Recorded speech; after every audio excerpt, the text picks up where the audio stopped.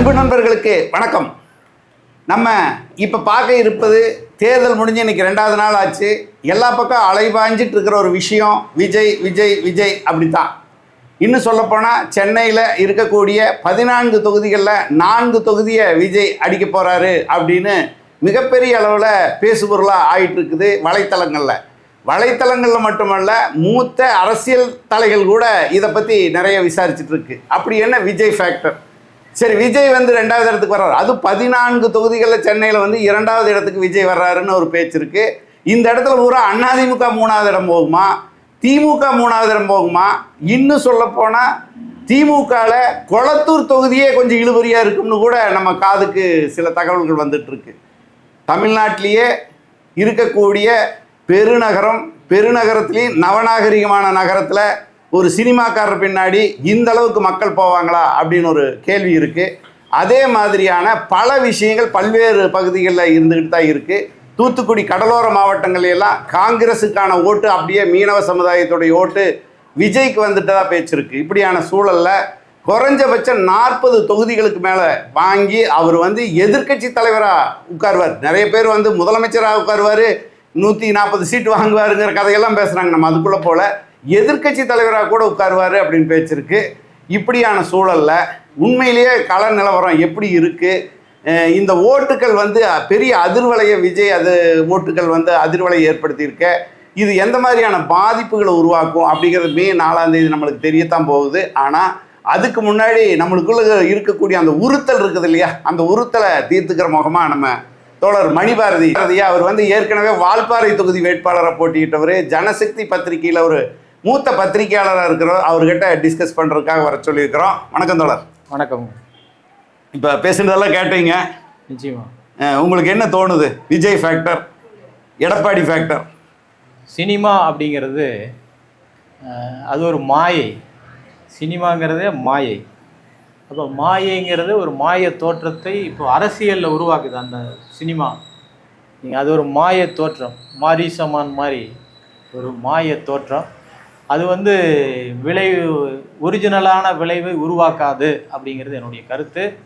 நீங்கள் தோற்றம்தான் உருவாக்க முடியும் அவங்களால. அது வந்து ஒரிஜினலாக வெற்றியை கொண்டு வந்து சேர்க்க முடியாது. 40 சீட்டு 40 சீட்டு ஜெயிப்பாங்கங்கிறீங்க, 4 சீட்டு கூட அவங்களால ஜெயிக்க முடியாது. ஆனால் எல்லா பக்கமும் ஒரு கணிசமான வாக்குகளை வாங்க முடியும். அதுக்கான விளைவு, அதுக்கான இதெல்லாம் தெரியுது, கூறுகள் தெரியுது. அப்போது ஒரு 8% வாக்குகள் அந்த கட்சியினால் வாங்க முடியும் பரவலாக. அந்த 8% வாக்குங்கிறது வெற்றியை தீர்மானிக்கிற வாக்கல்ல. வெற்றியை தீர்மானிக்கிற வாக்குங்கிறது 36%, 30%க்கு மேலே இருந்தால் தான் வெற்றியை தீர்மானிக்கும். அதுவும் எல்லாரும் மும்முனை 4 முனைனா தான் 30%, இருமுனைனா 36% இருந்தால் ஜெயிப்பாங்க. 35% இருக்கிறவங்க தோற்றுருவாங்க. 1% கம்மியாக இருந்தாலும் தோற்றுருவாங்க. அதனால் இவங்க வந்து வெற்றியை தீர்மானிக்கிற ஓட்டலில் இவங்க வெறும் 7%, 8% வாக்குகளை வாங்குவாங்க. நிச்சயமாக அது ஒரு பெரிய சக்தி தான். புதுசாக கட்சி ஆரம்பித்த உடனே 22 கட்சி ஆரம்பித்து இப்போ 26க்குள்ளார வந்து 8% வாக்குங்கிறது பெரிய முன்னேற்றம் தான். அது நல்லது தான், வளரட்டும். ஒரு புதிய கட்சி வளர்கிறது ஜனநாயகத்தில் நல்லது, வரட்டும். அவங்க வந்து ஃப்யூச்சரில் கட்சி இருந்தால் பார்க்கலாம். சென்னையை சுற்றி பூரா மாற்றங்கள் வந்திருக்குன்னா இளைஞர்கள் இருக்கிற பக்கம் விஜய்க்கு ஆதரவு இருக்குது. இளைஞர்கள் நிறைய இருக்கிற பக்கம் விஜய்க்கு ஆதரவு இருக்குது, அதில் மறுக்க முடியாது. அது வந்து எதிர்காலத்தில் தான் அவங்க நின்று அரசியல் பண்ணுனா அவங்களுக்கு ஒரு பலன் இருக்கும். இல்லை, நீங்கள் சொல்கிறத பார்த்தா 8% வாக்குங்கிறது இன்றைக்கி சீமான் வாங்கக்கூடிய வாக்கு சொல்கிறீங்க. அவர் ரொம்ப காலம் கடந்து வந்து தான் 8% வாங்குறாரு.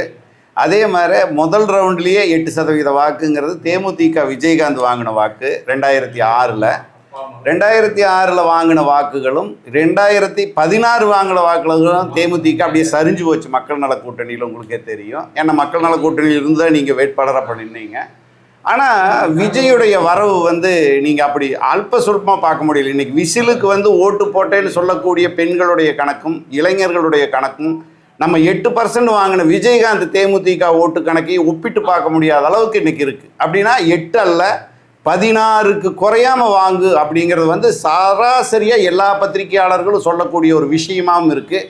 இன்னும் சொல்லப்போனால் தேர்தலுக்கு முன்னாடி கூட இது அப்படியெல்லாம் வாங்க முடியாதுன்னு சொன்னவங்க கூட இப்போ வந்து நெக் டு நெக் நிற்குது அப்படிங்கிற அளவுக்கு சொல்கிறாங்க. ஏன்னா நான் வந்து கட்சி சாராமல் இருக்கக்கூடிய பத்திரிகையாளர்கள் மத்தியில் சென்னையில் பேசும்போது அந்த தகவல்கள் வருது. அப்போ நெக் டு நெக்கு நிற்கும்போது என்றைக்குமே திமுகவா அதிமுகவா அல்லது விஜயா அப்படின்னு நிற்கிற ஒரு சூழலை நம்ம இன்றைக்கி பார்க்குறோம். அதுதான் இன்றைக்கி வந்து பெரிய தலைவர்கள் கூட, இப்போ ஸ்டாலின் மாதிரியான தலைவர்கள், எடப்பாடி பழனிசாமி மாதிரி அதிமுகவுக்கு பொதுச் செயலாளராக இருக்கக்கூடியவங்க, இவங்கெல்லாம் ஒரு தேர்தல் முடிஞ்ச உடனே எக்ஸிட் போல் ஒரு வேளை வெளியிட முடியாத ஒரு சூழல். மேற்கு வங்காளத்தில் தேர்தல் 29ஆம் தேதி முடிஞ்ச பிறகு தான் எக்ஸிட் போல் வெளியிடுவாங்க. அப்படிப்பட்ட சூழலில் கூட இவங்களுக்கு மட்டும், முக்கிய தலைவர்களுக்கெல்லாம் உளவுத்துறை ரிப்போர்ட்லேருந்து கட்சி ரிப்போர்ட்லேருந்து எல்லாமே அங்கே போயிடும்.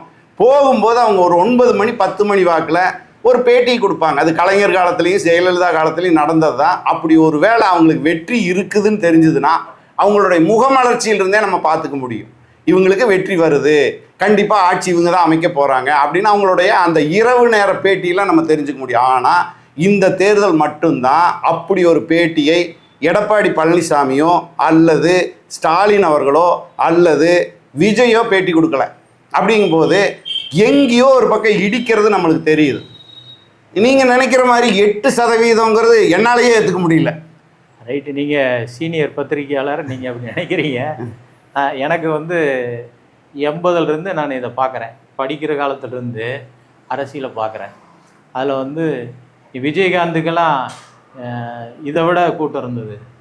நீங்கள் வந்து ஆமாம், நீங்கள் விஜய்க்கு விட விஜயகாந்துக்கு பெண்கள் சைடு, எம்ஜிஆருக்கு அப்புறம் விஜயகாந்துக்கு பெண்கள் அவ்வளவு ஆதரவு. இல்லை, இளைஞர்கள் இவ்வளவு இல்லையே, பெண்கள் பயங்கரமான ஆதரவு இப்போது விஜயகாந்துக்கு இருந்தது. அதெல்லாம் வந்து நடைமுறையில் அவர் அரசியலுக்கு வந்து நின்று ஒரு தடவை நிற்கும்போது ஃபுல் ஆதரவு வந்தது. அப்புறம் படிப்படியாக குறைஞ்சி போச்சு.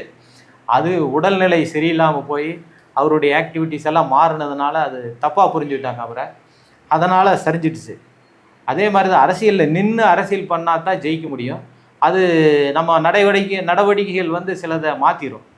விஜயம் வரும்போது இப்போ அந்த எஃபெக்ட் இருக்குது. ஏன்னா நீங்கள் யாருக்கும் இல்லாதன்னு சொன்னீங்க, இவர் ஹீரோங்கிற போது அது ஒரு பார்வை வரும்.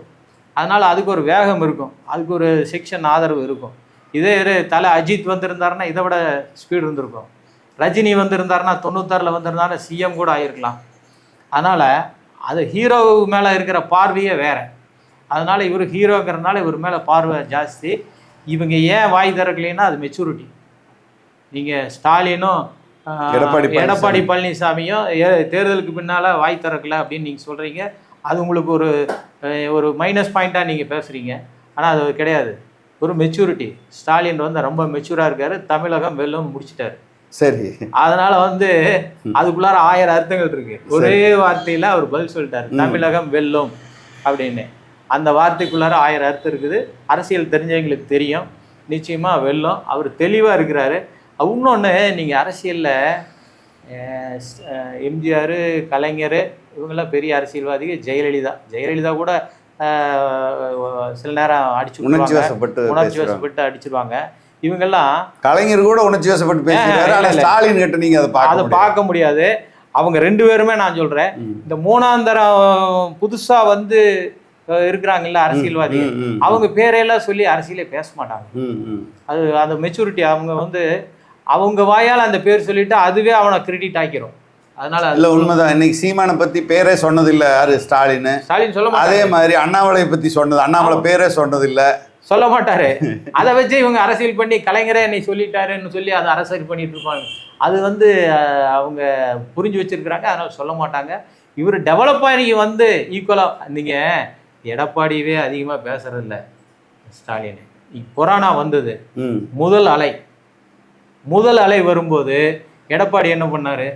எல்லாம் வீட்டுக்கு எல்லாம் பொருள் எல்லாம் கொடுத்தாருல, எல்லாம் கொடுத்தாரு. உத்தரவு போட்டு வீட்டில் போய் படுத்துட்டாரு சேலத்தில். கதவு வெளியே வரலையா? வெளியிலே வரல, மூச்சு விடல, 6 மாதம் வெளியில் வரல. அரசாங்கம் வந்து அவர் வீட்டில் செயல்பட்டு இருந்தது. அது கையெழுத்து வாங்குறதுக்கு மட்டும் போவாங்க, கையெழுத்து வாங்கிட்டு ஓடி வந்துடுவாங்க, யாரையும் கிட்ட விட மாட்டார். 2வது அலை திமுக ஆட்சிக்கு வந்துருச்சு. இஎஸ்ஐயில் படுத்திருக்கிற தலைமையில் நிற்கிறாரு ஸ்டாலின் கோட்டை போட்டு தலைமையில் வந்து நின்றுட்டு எப்படி இருக்கிறீங்கன்னு கேட்குறாரு. நீங்கள் வித்தியாசம் தெரியுதுல்ல, அதனால ஸ்டாலின் அவ்வளவு சீக்கிரம் நீங்க இல்லை, கொரோனாவை பொறுத்தளவு பார்த்தீங்கன்னா கொரோனாவில் வந்து கள வேலைகளை செஞ்சதில் வந்து அதிமுகவை நம்ம குறைச்சி மதிப்பிட முடியாது. ஏன்னு கேட்டால் அது வேலுமணியாக இருந்தாலும் சரி, எடப்பாடி தொகுதியாக இருந்தாலும் சரி, வேற எல்லா தொகுதியிலையும் களத்தில் போய் அவங்க வேலை செஞ்சது வந்து எடப்பாடி செஞ்சாரா இல்லையாங்கிறதல்ல, எடப்பாடியோட எம்எல்ஏக்கள் அத்தனை பேர் செஞ்சாங்க, அரசாங்கம் ஆனா எல்லாம் செஞ்சாங்க. ஆனா முதல்ல நான் சொல்றது எடப்பாடிய கம்பேர் வித் நீங்க ரெண்டையும் வச்சு இன்னொரு பக்கம் நீங்க இன்னொரு வித்தியாசத்தை பார்க்கணும். முதல் அலை இரண்டாவது அலைக்கு வித்தியாசம் உண்டு. நீங்க எடப்பாடிக்கு ஸ்டாலினுக்கு வித்தியாசத்தை பார்க்கறத விட முதல் அலை வந்து ரொம்ப தீவிரமா தாக்கலை, அதுல வந்து பழிகள் அதிகமான எண்ணிக்கையில் வரல. ஆனா இரண்டாம் அலை வந்து அள்ளிட்டு போச்சு. அப்பதான் எல்லா ஆஸ்பத்திரியும் நிரம்பி வளைஞ்சு. அந்த நேரத்துல வந்து ஆஸ்பத்திரியிலேயே வந்து நேரில் அந்த கவசத்தை போட்டுட்டு பார்த்த ஒரு பெரிய சக்தி அவர் ஸ்டாலின். அதெல்லாம் சொல்ற தைரியமா வந்து பார்த்தாரு. உயிர் போனாலும் பரவாயில்லன்னு வந்து நின்று. ஆனா அதையே வந்து எடப்பாடி பழனிசாமி கொச்சைப்படுத்தி பேசுனது தான் ரொம்ப அசிங்கமா போச்சு. அது இன்னும் சொல்லப்போனா இந்த தேர்தல் அவருக்கு ஒரு பெரிய பின்னடைவையும் சந்திக்குன்னு நம்ம சொல்லலாம். அது இல்லைன்னு நம்ம மறுக்கல. அந்த அளவுக்கு தைரியமானவர், மக்களோட நிக்கணும்னு நினைக்கிறாங்க. அவர் உதயநிதி ஸ்டாலின் அப்படித்தான். எல்லா அந்த வெள்ளம் வந்தபோது கூட உடனே ஜனங்க இருக்கிற பக்கம் போய் தண்ணிக்குள்ளார இறங்கி நடக்குதா நடக்கலையே ஜனங்க இருக்கிற பக்கம் போறதுங்கிறது பாருங்க. ஒரு அரசியல்வாதிக்கு முக்கியமான குணம் அது. அது ஜனங்களோட போய் நிற்கிறாங்க. அதில் ஸ்டாலின் முதன்மையாக இருக்கிறாரு. அதனால் அது பாராட்டுக்குரிய விஷயம். சரி, இந்த தடவை வந்து இவ்வளோ பெரிய அளவில் திமுக பண அலை அடிச்சிருக்குது. இந்த பண அலை வந்து அடித்தாலும் செந்தில் பாலாஜி தன்னோட கரூர் தொகுதியில் போய் ஓட்டு போடக்கூட போகல. பணத்திலேயே இவ்வளவு தூரம் விளையாடிட்டுமே கரூரில் ஓட்டு போட்டு வர்றது ஒரு 4 மணி நேரத்தில் என்ன ஆகிருப்போகுது? ஏன் அவர் போடாமல் போனார்?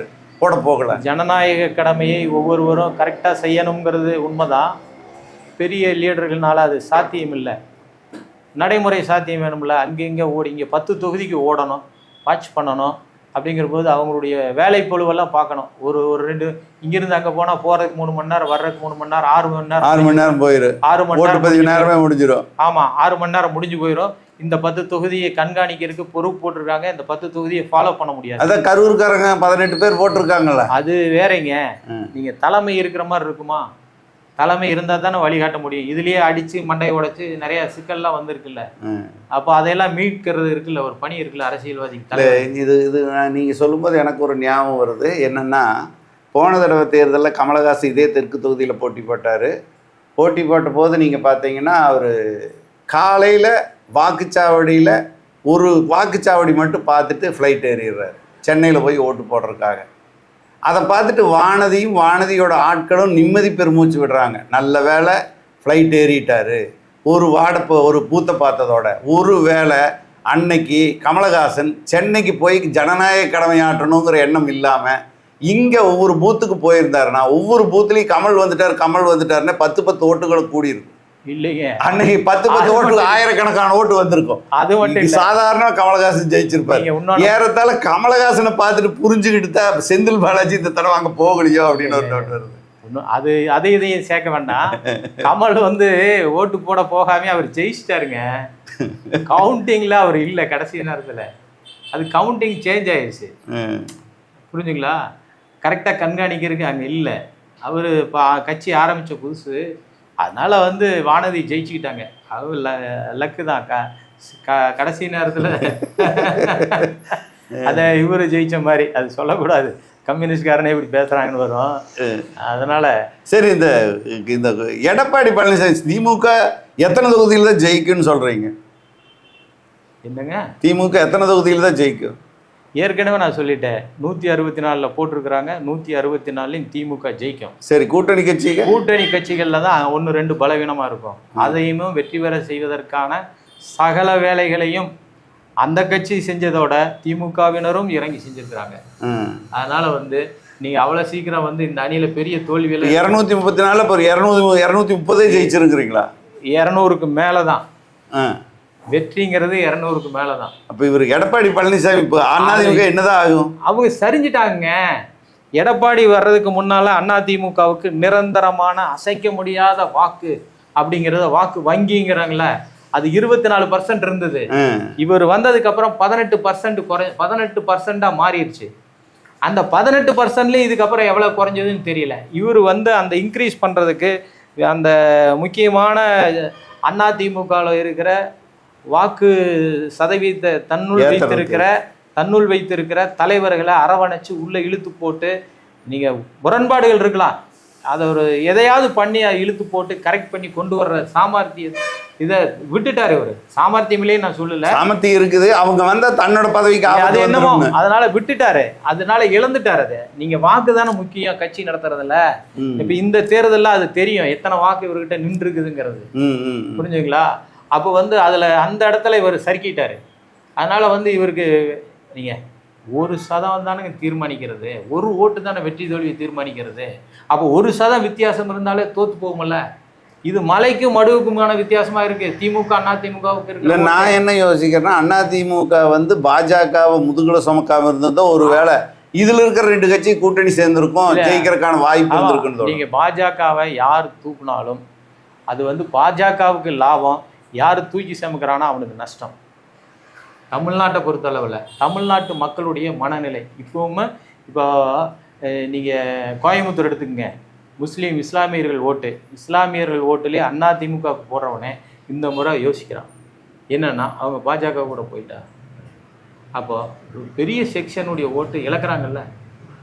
அதே மாதிரி அரசியல் பார்வையில் இருக்கிறவன் பாஜக வந்து இருக்கிறதுனால இப்போ நீங்கள் கோயம்புத்தூருக்கு வர வேண்டிய மெட்ரோ வரல, மதுரைக்கு வர வேண்டிய மெட்ரோ வரல, அந்த இந்த மருத்துவமனை இருக்கு எய்ம்ஸ் அது வரல, இது மாதிரியான நிறைய திட்டங்கள் வரல. அவன் ஓப்பனாகவே சொல்கிறான், நீ டபுள் என்ஜின் இருந்தால் தான் வரும் அப்படிங்கிறான். அப்படின்னா ஜனநாயகத்தில் மாற்று கட்சி இருந்தால் நீ கொடுக்க மாட்டேங்கிறது வந்துருதுல்ல. ஓப்பனாக தானே சொல்கிறான், நான் கொடுக்க மாட்டேன், நீ இருந்தால் நான் கொடுக்க மாட்டேன். அப்போ இதான மக்கள் தான் தேர்ந்தெடுத்தாங்க, அப்போ மக்கள் தேர்ந்தெடுத்துக்கு மக்களுக்கு என்ன மரியாதைன்னு ஒரு கேள்வி வருது. அப்போ இந்த மக்களை புறக்கணிக்கிறீல்ல, இந்த மக்கள் நினைக்கிறான், பொதுஜனமாக இருந்து பார்க்குறவன் நினைக்கிறான், நீ தமிழ்நாட்டை புறக்கணிச்சேன்னா நான் உன்னை புறக்கணிக்கிறேன்ப்பா.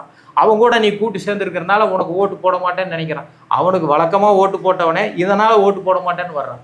அதனால் அது வந்து அதிமுகவுக்கு இந்த முறை பலவீனம். அவங்க சீட்டுகள் வெற்றி பெறுவது ரொம்ப கடினம். என்ன தாங்குமா அதிமுக இருக்குமா? சரி, அதிமுக பாஜகவோட நிலைமை என்ன? இல்லை, அதிமுக கட்சியாக நின்றுவங்க ஜெயிக்க முடியாது. ஆனால் அவ்வளோ சீக்கிரம் அது ஒரு ஸ்தாபனமாக இருக்கிற கட்சி தான். நீங்கள் அமைப்பாக இருக்கிற கட்சி அது நின்றும். அது கட்சி வந்து அப்போ என்ன தாவேக்கா மட்டும்தான் நிற்காதுக்கிறீங்களா? அது அமைப்பாகவே இல்லைங்க, ஒரு ரசிகர் மன்ற மாதிரி. அப்போ நீங்கள் அமைப்புன்னா என்னதான் சொல்கிறீங்க? கீழிருந்து பூத் கமிட்டியிலிருந்து கட்டணும், மன்றமெல்லாம் வைக்கணும், 10 வருஷம் 20 வருஷம் அனுபவம் இருக்கணும். இல்லை இல்லை, அதெல்லாம் எம்எல்ஏவா இருந்திருக்கணும். வேண்டாங்க. அமைப்பு என்பது ஒரு ஒவ்வொரு கிளையிலிருந்து, கிளைக்குன்னு 10 பேர் வேணும், அங்கே தலைவர் செயலாளர் இருக்கணும். வட்டத்துக்குன்னு ஒரு 10 பேர் வேணும், அங்கே தலைவர் செயலாளர் இருக்கணும். அதே மாதிரி மாவட்டத்துக்குன்னு ஒரு 10 பேர் வேணும், அங்கே தலைவர் செயலாளர் இருக்கணும். மாநிலத்துக்குன்னு ஒரு 10 பேர் வேணும், அங்கே தலைவர் செயலாளர் இருக்கணும். இவங்களெல்லாம் ஒருங்கிணைக்கணும். மேலே சொல்கிறது கீழே வரையிலும் தகவல் போகிறதுக்கான நடைமுறை இருக்கணும். அவங்க ஒபே பண்ணணும். நடைமுறை மட்டுமல்ல, அவங்க ஒபே பண்ணணும். ஒரு உத்தரவு நீ போகாதானே போகக்கூடாது, உட்காரணும் கட்டுப்பட்டு இருக்கணும். அந்த அளவுக்கு தலைமை சொல்லிருச்சுன்னு கேட்குற அளவுக்கு அனுபவஸ்தர்களா இருக்கணும். ஆமா, இல்லை அனுபவஸ்தர் வேண்டாம், அனுபவம் வந்துடும். இந்த அமைப்பு வேணும்ல, ஸ்தாபனம். ஆனா அமைப்பா இருக்கிறாங்க, நம்ம தான் கண்ணுக்கு இல்ல அமைப்பெல்லாம் கிடையாது. இது ஒரு கும்பலா தான் இருக்கிறாங்க. வாட்ஸ்அப் இதுல பார்த்துட்டு தானே வர்றா ரோட்டுக்கு. நீங்க ஒரு கும்பலா தான் இருக்கிறாங்க. அது வரணுங்க, அது வந்து அதன் மூலம் செயல்பாடுகள் வரணும். அப்பதான் ஒரு நிறுவனம் மாதிரி இயங்கும். அப்படி ஒரு இயக்கம் இருந்தால்தான் நீங்க அரசியல்ல காலூனி நிற்க முடியும். இல்லைன்னா கலைஞ்சு போயிருங்க. இந்த காக்கா கூட்டத்தில் கல் எறிஞ்ச மாதிரி ஒரு கல் விழுந்தா எல்லாம் பறந்து போயிடுது இல்லை, அது மாதிரி இது கலைஞ்சு போயிடும், நிற்காது. ஏன்னா அதை முறைப்படுத்துறதுக்கு யார் வழிகாட்டுறாங்கன்னு தெரியல. இது வழிகாட்டி அவரை முறைப்படுத்தி கொண்டு வந்தால் அடுத்த 5 வருஷத்துக்கு அப்புறம் பார்க்கலாம்.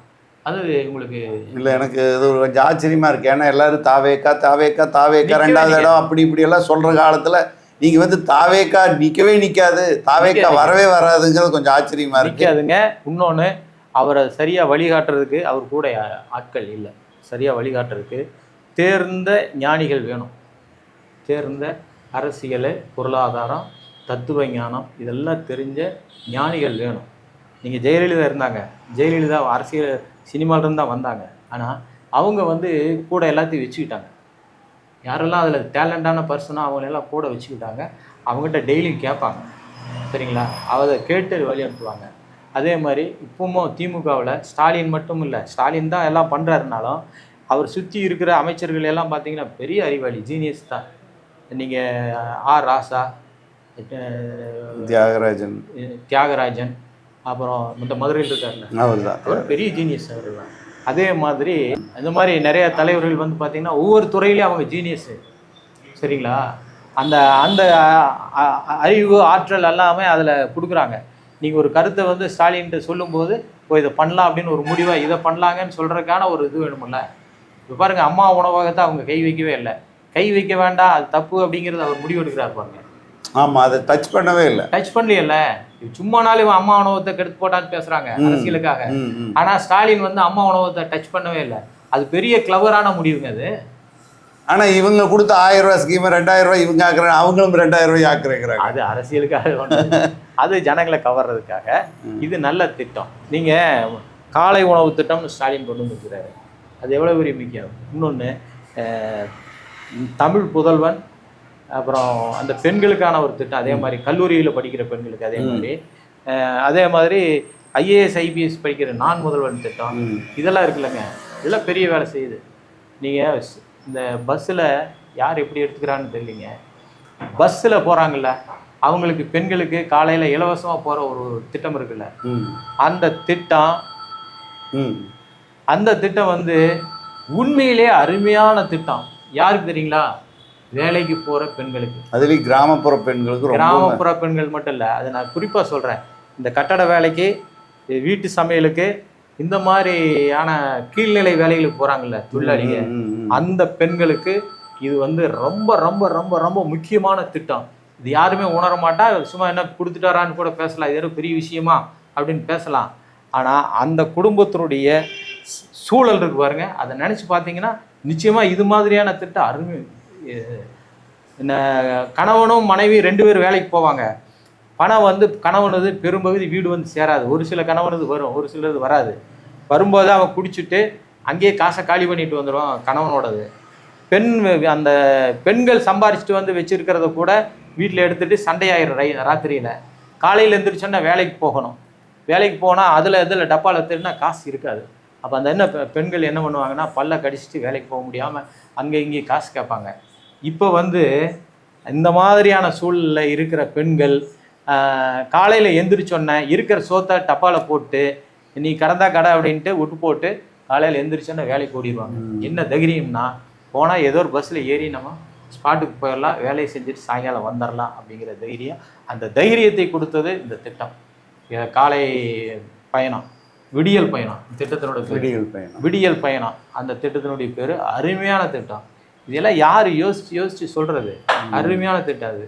இல்லை, இவ்வளோ நீங்கள் சொன்னாலும் இப்போ டாஸ்மாக்குங்கிற ஒரு விஷயம் வந்து மிகப்பெரிய பேசுபொருளாக இருக்குது. இப்போ தாவேக்காக்கு இளைஞர்கள் ஓட்டு அதிகமாக போச்சுன்னு சொன்ன மாதிரியே பெண்கள் ஓட்டு அதிகமாக போயிருக்கிறது கூட இந்த டாஸ்மாக் ஒழிக்காமல் இருக்கிறது கூட ஒரு காரணமாக இருக்கலான்னு சொல்லப்படுது. அப்போ இந்த டாஸ்மாகை ஒழிப்பேன்னு சொல்லிட்டு ஆட்சிக்கு வந்தவங்க டாஸ்மாகை பற்றி டச் பண்ணல.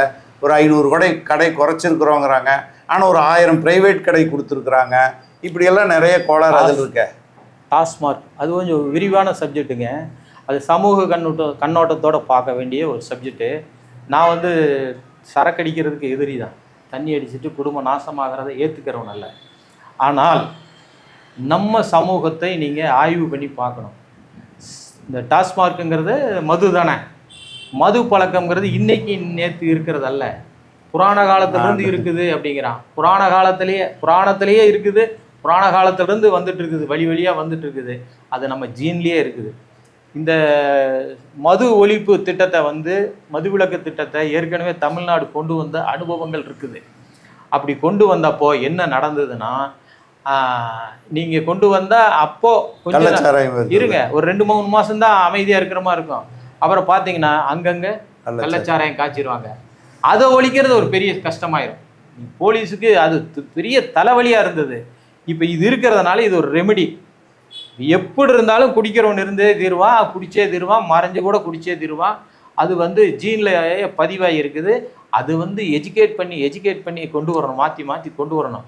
இப்போது இந்த சிகரெட் பிடிக்கிறவங்க அங்கங்கே நின்று பிடிக்கிறவங்கள, சிகரெட் பிடிக்கக்கூடாது சட்டமெல்லாம் கொண்டு வந்து இப்போ வந்து படிப்படியாக குறைஞ்சிட்டு வருது. அது புகையிலை பழக்கம் வந்து படிப்படியாக குறைஞ்சிட்டு வருது. இதையும் இந்த மதுவையும் படிப்படியாக தான் குறைக்கணுமே ஒழிய, இது நீங்கள் நினச்ச உடனே உத்தரவு போட்டு குறைக்கவே முடியாது. நீங்கள் இங்கே ஒழிச்சிங்கன்னா அடுத்து அவன் வீட்டிலே காய்ச்ச ஆரம்பிச்சிருவான். இப்போ அவனுக்கு அந்த வேலை இல்லை. இங்கே கடைக்கு போனால் 10 ரூபா கொடுத்தா கிடைக்குது, அதனால இங்கே வந்து குடிச்சுக்கிறான ஒழிய நீங்கள் ஒழிச்சிங்கன்னா வீட்டில் காய்ச்சிடுவான். அதனால் அது ஒரு பெரிய தலைவலி ஆயிரும் போலீஸுக்கு, பெரிய ஸ்டேட் கவர்மெண்ட்டுக்கு வந்து அதுவே ஒரு வேலையாக போயிடும். அதனால் அது இருக்கட்டும், அது படிப்படியாக தான் குறைக்கணும். அதுக்கிடையில் வந்து எஜுகேட் பண்ணணும், சமூகத்தில் ஒரு உணர்வு நிலையில. ஏன் அதை வெளிப்படையாக இந்த அரசியல் தலைவர்கள் அறிவிக்க மாட்டேங்கிறாங்க? நான் வந்தால் ஒரு டாஸ்மாக் ஒழிப்பேன்னு மட்டும் கோஷம் சும்மா ட்ராமா பண்ணலாம், அரசியலுக்காக பேசலாம் மொழியா, நடைமுறை சாத்தியம் இல்லை. சரி, மே 4ஆம் தேதி நீங்கள் சொல்கிறதெல்லாம் எவ்வளோ தூரம் நடக்குதுன்னு பார்ப்போம். நன்றி, வணக்கம். நிச்சயமாக நான் சொல்கிறது வந்து தெளிவாக நான் வந்து இந்த அரசியலை பார்த்துட்டு இருக்கிறதுனால இது நான் சொல்கிறது தெளிவாக நடக்கும். எழுதி வச்சுக்கோங்க. நன்றி, வணக்கம்.